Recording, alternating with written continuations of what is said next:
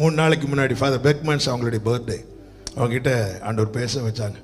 பேசிகிட்டு இருக்கும்போது ஃபோனை வைக்கும்போது அவர் ஒரு வார்த்தை சொன்னார். ஜான், நீ நினைக்கிறத விட நீ நல்லா இருப்பேனா அப்படின்னாரு.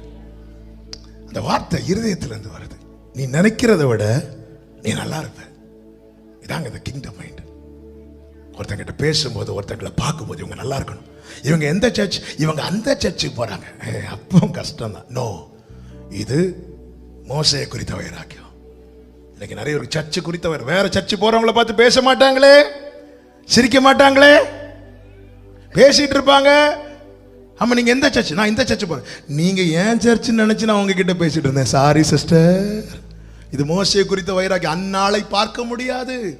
அந்த நாளை பார்க்கணும்னா உன் கண்ணுக்கு முன்னாடி நீ மோசையை நிறுத்தாத. ஆமென். சபையை நிறுத்தாத. நீ உன்னை அழைத்த தேவனை மட்டும் நிறுத்து.